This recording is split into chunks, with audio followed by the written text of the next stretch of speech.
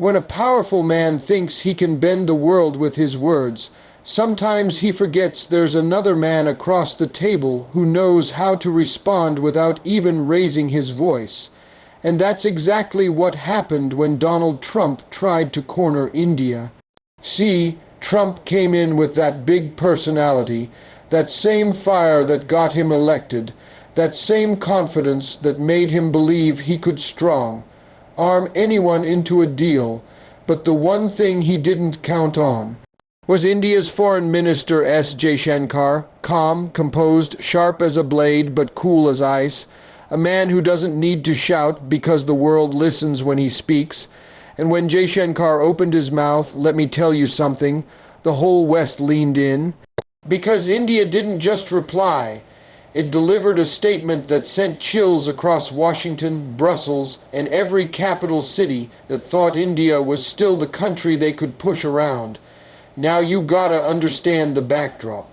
Trump was pressuring India with tariffs, with threats, with demands. He wanted India to play ball on his terms. You know that old story, America's way or the highway, but this ain't the 1990s anymore. This ain't the era where India quietly nodded and accepted whatever came its way. This is a new India, a self-reliant India, a confident India, an India that knows the weight it carries on the global stage. And Trump, for all his swagger, didn't seem to realize he was walking into a different battlefield. He thought he was negotiating with the same old India, but the truth, he was facing a nation that had learned to play the long game. So picture this, Trump's team turns up the pressure. They threaten tariffs on steel, on aluminum, on pharmaceuticals. They say India's not giving enough. They want concessions, they want India to bow, they want India to kneel down like so many others have done before.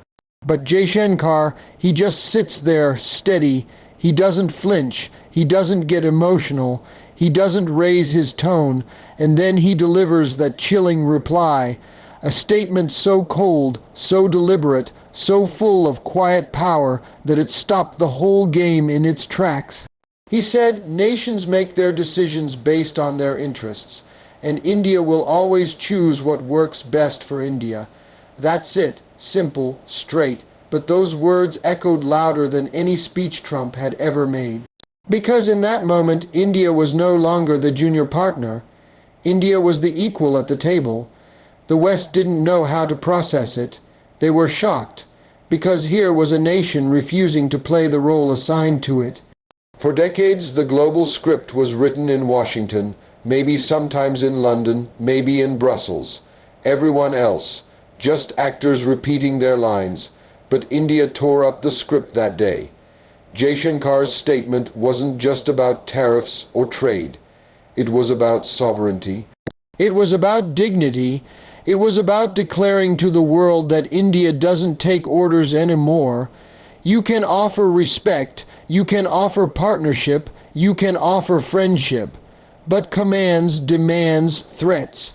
That era is over. Now let me break this down. When Trump tried to corner India with economic fire, he thought it would scare New Delhi into compliance. But instead, India flipped the script. Jaishankar knew the world was watching. He knew the message wasn't just for Trump, it was for Europe, for China, for Russia, for every single nation that had underestimated India's resolve. And what was that message? We are not afraid. We will not be dictated to. We will decide our own future. That's a dangerous message if you're sitting in the West, because it inspires others. When one country stands up, others start thinking, if India can do it, maybe we can too. And that's why the statement shook the West so deeply. It wasn't just India saying no. It was India showing the world that the balance of power had shifted. Let me tell you something about diplomacy. Most of the time, it's about words coated in honey. People smile, shake hands, and hide daggers behind their backs. But Jaishankar doesn't play those games. He tells it straight, and that straight talk is terrifying for people who are used to manipulation. Because when he says India will do what's in India's interest, That's a declaration of independence in a world that still runs on pressure politics. And that independence is contagious.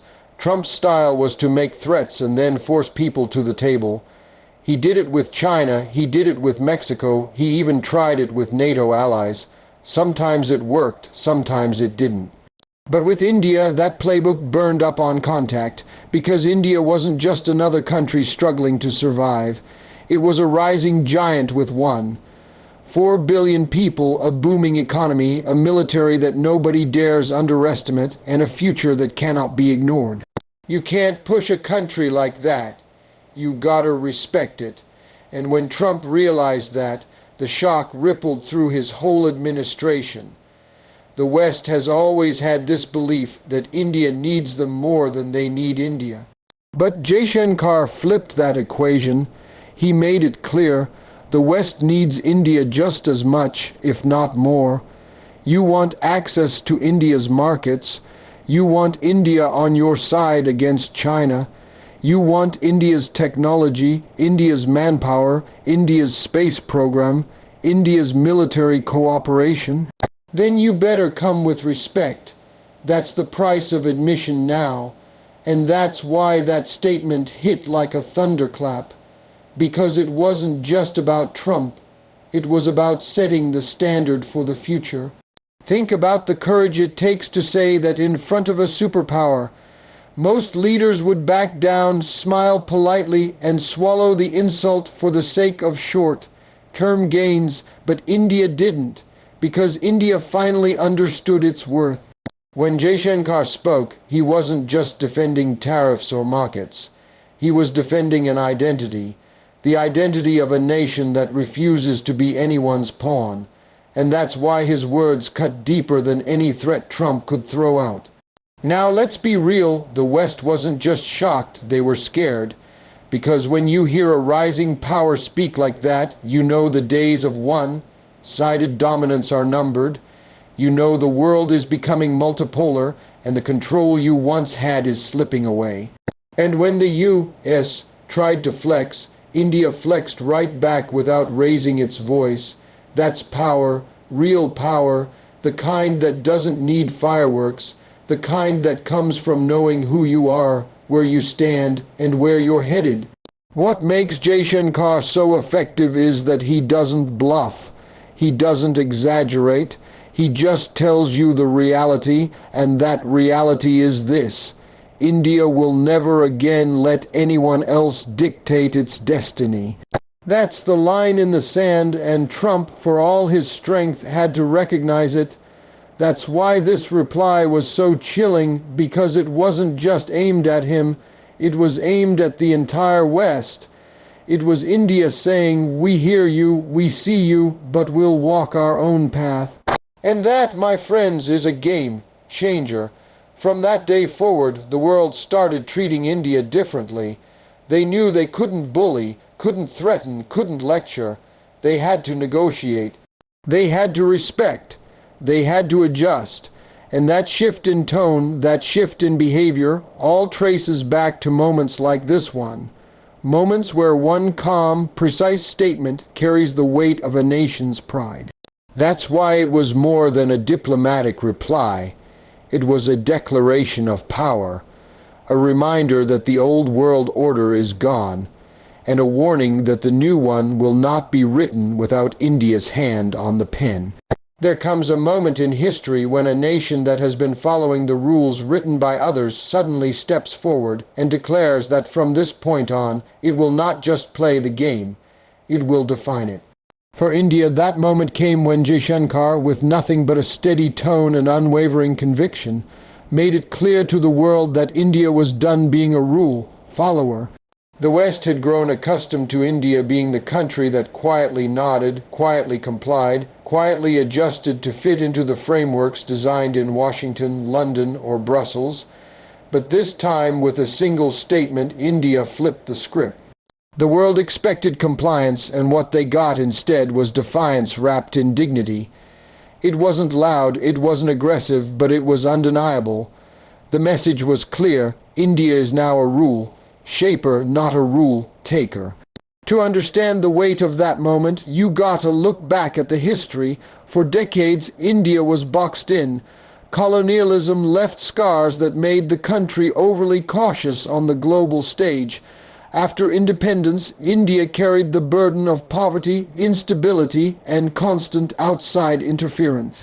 Every time global leaders made decisions, India was often invited late, given a seat at the edge of the table, expected to agree and follow along. When the US or Europe wanted alignment, India was pressured into accepting it. When the IMF or World Bank set rules, India had to live with them. When global trade pacts were drawn, India's concerns were brushed aside. And for years, India played by those rules because it had no choice. But slowly, steadily, through reforms, growth, technology, and resilience, India transformed. And with that transformation came the realization that it was no longer a junior partner, it was a central player. Now here's the part that shocked the West.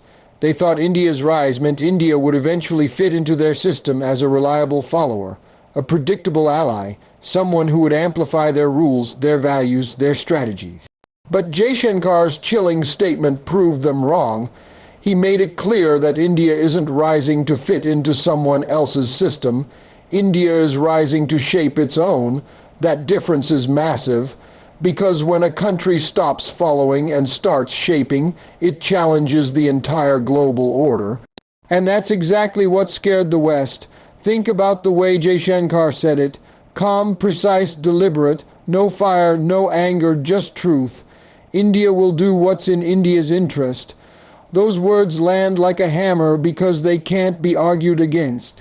Every nation acts in its self-interest, but few are bold enough to say it openly in front of a superpower. By saying it out loud, India wasn't just speaking for itself. It was exposing the hypocrisy of the global system where the powerful pretend they act for shared values. While everyone knows it's about their own gain, India stripped away that mask and said, "We will do the same and we won't apologize for it." That was the line in the sand that transformed India's image worldwide. The world order had long been dominated by rule makers and rule followers. America and Europe wrote the economic and political rules after World War II.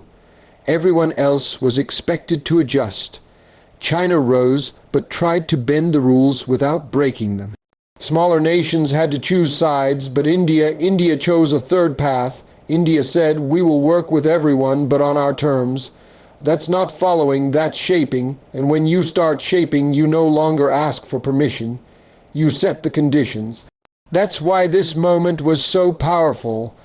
The West realized they couldn't lecture India anymore, couldn't trip it into compliance, couldn't frame it as irresponsible for not aligning, because India wasn't rejecting the system, it was redefining it. What does it mean to be a rule shaper? It means when global trade deals are being written, India insists on clauses that protect its farmers, its industries, its workers. It means when climate agreements are drafted, India pushes back against unfair demands that put the burden on developing nations, while developed nations dodge responsibility. It means when strategic alliances are formed, India joins not because of pressure, but because it fits India's vision of security and prosperity. That's shaping, that's leadership. That's the difference between a country that takes what it's given and a country that dictates terms. Trump's threats of tariffs and punishments were supposed to scare India back into being a rule follower, but instead they produced the opposite. JAISHANKAR'S statement turned the tables. Suddenly it wasn't India on the defensive, it was the West that had to rethink its approach. If India doesn't bend, what do we do? If India insists on reciprocity, how do we respond? That's the power of becoming a rule shaper. You shift the burden of adjustment onto others, and for the West, that was a shock they weren't prepared for. Look at how other nations reacted. Smaller Asian countries saw in India a model of resistance. If India can speak like this to America, maybe they too can negotiate harder. African nations watched and felt encouraged because they've long been tired of Western double standards. Even Russia and China, who often clash with India, respected the boldness, because strength recognizes strength. And when you show you won't be bullied, even your rivals respect you differently. That's the transformation Jaishankar triggered in that moment. India was no longer the quiet giant, it was the outspoken equal. But let's go deeper. Why was this moment so chilling for the West? Because it wasn't just about tariffs or Trump. It was about the fear of losing control. For over 70 years, the Western world has lived with the comfort of knowing they set the global agenda. They created the WTO, the IMF, the UN rules, the NATO frameworks. They decided what counted as responsible, what counted as fair, what counted as legitimate. Everyone else had to align. But with India's statement, they saw a crack in that dominance. They saw that the world's largest democracy, the fifth largest economy, a nuclear power, a tech hub, a space-faring nation, was no longer asking for a seat at their table. It was building its own table, and once that idea takes root, you can't stop it. That's what scared them. That's what sent chills down their spine. India's transformation from rule follower to rule shaper isn't just about foreign policy. It's about psychology. It's about confidence. For decades, India's leadership was defensive, cautious, always aware of its vulnerabilities. But now, the psychology has flipped. India knows its value. India knows it has leverage. India knows the world needs it, whether for markets, for balance against China, for technology, for manpower, for innovation. That confidence is what allows a Jaishankar to look a Trump in the eye and say no without blinking. And once you've done that, you never go back to being a follower. There's another layer too, being a rule. Shaper isn't only about what you say, it's about what you project. And India is projecting power like never before. Military strength that can't be ignored, a digital revolution that puts it at the center of global innovation, space achievements that place it alongside the elite, a cultural influence that resonates worldwide. All of this combines to give weight to every word spoken by Indian leaders. That's why Jaishankar's statement didn't vanish into the news cycle. It stayed. Because the world knows India has the muscle to back up its words. And when a nation has both conviction and capability, the rules start shifting in its direction. The West felt that shift. For the first time, they realized India wasn't just a partner to be courted. It was a power that could chart its own course, even if it clashed with their interests. That's not the India they were used to. That's not the India they wanted. But that's the India they have to deal with now, and whether they like it or not, they can't change it. Because once a nation realizes it can shape rules, you can never push it back into following. This transformation didn't happen overnight.